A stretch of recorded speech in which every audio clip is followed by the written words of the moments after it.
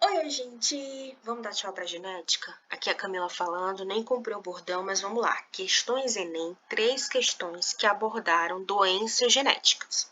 Vamos direto ao ponto. Enem 2015. Primeira coisa, enunciado, pessoal. Sempre começar pelo enunciado. A alteração cromossômica da criança pode ser classificada como? Eu já fico com o olho aqui nas alternativas. Vou falar de ploidia. Vamos lá. A cariotipagem é um método que analisa células de um indivíduo para determinar seu padrão cromossômico, cariótipo. Mostrei para vocês. Essa técnica, nossa, a pessoa digitou errado. Aqui é técnica. Não fui eu, tá, gente? Essa técnica consiste na montagem fotográfica em sequência dos pares de cromossomos e permite identificar indivíduo normal, ó. Mostrei para vocês que representa indivíduo normal desse jeito. Aqui é uma mulher e um homem, nessa ordem. Ou com alguma alteração cromossômica. A investigação do cariótipo de uma criança do sexo masculino, com alterações morfológicas e comprometimento cognitivo, ó, apresentou a sintomatologia, mas não vai apresentar só isso, é o que eu falei para vocês, tá, gente? Não se preocupem tanto com isso. Pode ajudar? Pode, mas às vezes não. Verificou que ela apresentava fórmula cariotípica 47, tem um cromossomo a mais, que deveria ser 46. É um menino, tá? Normal aqui, os cromossomos sexuais. Mais 18. Gente, vocês lembram daquela dica triste que eu dei pra vocês? Da letra?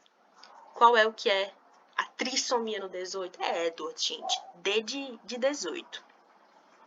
Então, aqui, essa criança, ela tem síndrome de Edwards, mas ele não pergunta isso, eu já imaginava. Ele quer saber qual é essa alteração. É uma alteração estrutural? É uma alteração numérica? A gente já percebeu que é uma alteração numérica. Então, a gente manda o estrutural passear.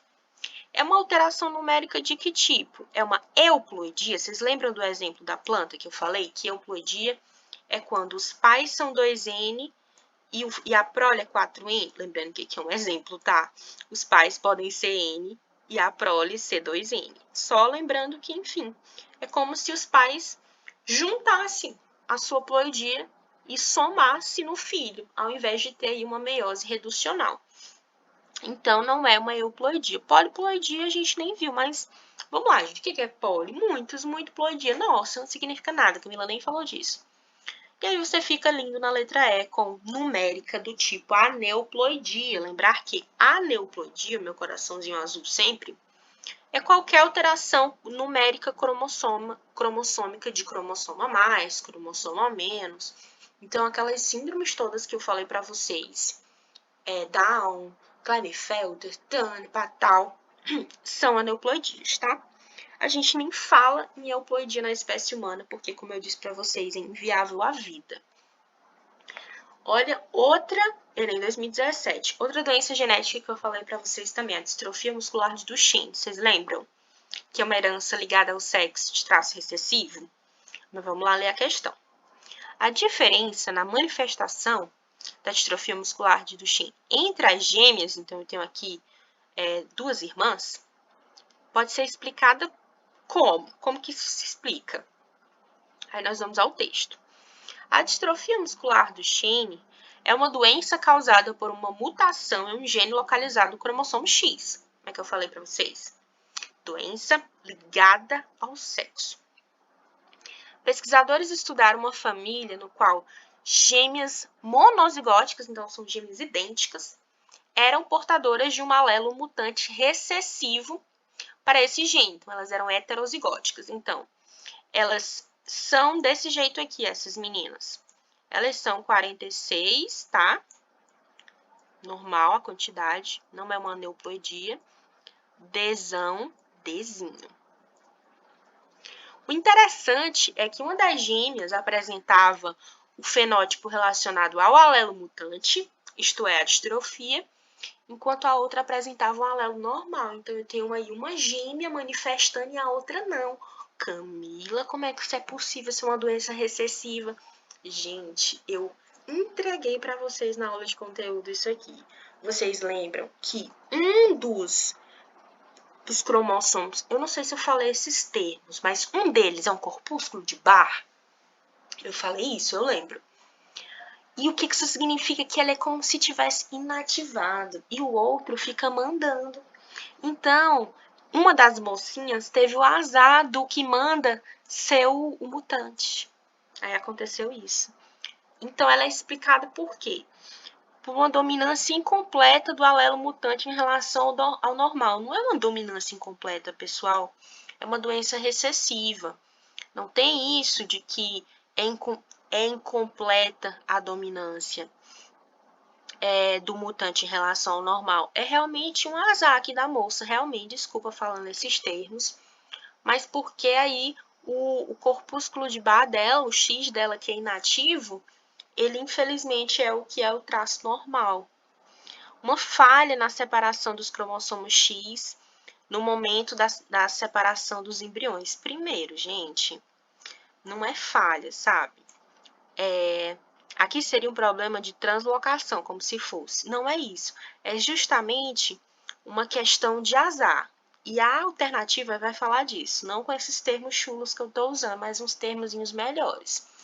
Uma recombinação cromossômica, uma divisão celular embrionária anterior à separação dos embriões, gente, ele tá enrolando, ele tá me enrolando. Não tem nada a ver com recombinação. Gente, o que é? Ó, gritando aqui pra mim, louca pra chegar nela. Uma inativação aleatória de um dos cromossomos X, em uma fase posterior à divisão, que resulta nos dois embriões. Então, elas já tinham se formado enquanto embriões independentes, por isso que uma manifesta uma coisa e a outra, porque elas são teoricamente clones. E aí ocorreu essa inativação diferenciada. Lá no azar, uma foi inativada, um cromossomo que não era legal inativar. A origem paterna... Gente, eu não vou ler isso, me recuso. O cromossomo X é a origem paterna do cromossomo portador do alelo mutante, uma das gêmeas e o outro a origem materna. Gente, são gêmeas. Elas receberam os mesmos cromossomos, por favor. É uma questão realmente de uma inativação diferenciada, porque os cromossomos são os mesmos, mas eles estão se manifestando de formas diferentes. E essa manifestação ela tem que ser posterior aos embriões, porque elas são clones, lembrem disso. Coração lindo na letra D.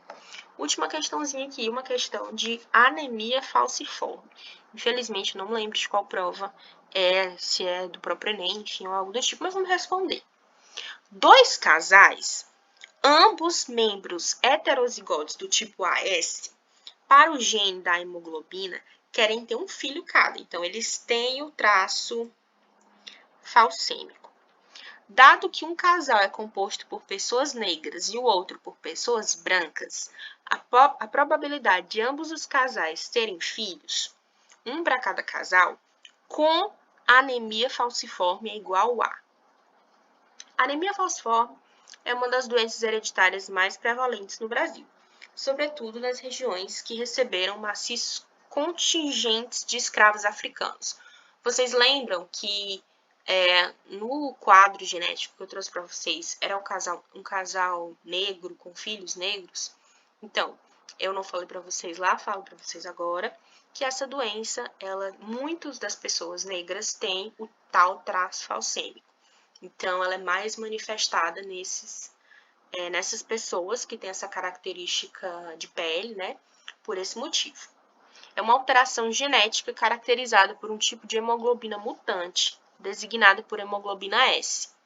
Indivíduos com essa doença apresentam eritrócitos, né, que é hemácia, mesma coisa, com formato de foice, daí o seu nome. Se uma pessoa recebe um gene do pai e o outro da mãe para produzir hemoglobina S, ela nasce com um par de genes SS, e assim terá anemia falciforme. Se receber, tá explicando, gente, a doença. Se receber de um dos pais o gene para hemoglobina S, do outro o gene para hemoglobina A, ela não terá doença, mas ela terá um traço falcêmico. Apenas o traço falcêmico. Eu estou antecipando a leitura. E não precisará de tratamento especializado. Entretanto, deverá saber que se vier a ter filhos com uma pessoa que também herdou o traço, eles poderão desenvolver a doença. Eu vou ler novamente o enunciado, tá? Porque é uma questão um pouquinho difícil, envolver um cálculozinho. Dois casais, ambos membros heterozigotos. Então, os dois casais e os membros do casal, né, as pessoas do casal são AS para esse gene, querem ter filho. Dado que um casal é composto por pessoas negras e o outro por pessoas brancas, gente, olha, a questão é que é o seguinte, eu sei que o texto fala aí dessa maior propensão das pessoas negras terem esse gene. Mas se já falou que os dois casais têm um gene, por que a probabilidade seria diferente? Mas enfim. A probabilidade de ambos os casais terem filhos, um para cada casal, com anemia falciforme é igual a... Então, para o primeiro casal, não vou nem ver esse negócio de negros e brancos. Qual é a probabilidade? Bom, se a mulher é AS e o homem é AS, quais são os possíveis filhos? Primeiro aqui. Um filho normal. Você lembra, eu estava até com pijaminha verde. Um filho com traço ciclêmico. Não lembro a cor da roupa. Outro filho com traço ciclêmico. E um filho afetado. Se eu lembro a cor da roupa era vermelha. Tem nenhuma relevância isso, gente. Gente, o que eu tô fazendo aqui? É uma tentativa de ver qual é o produto em termos de prole entre dois heterozigotos com um par de fator apenas. Então, o que vai acontecer? Tem 1/4 de chance de a criança ser afetada.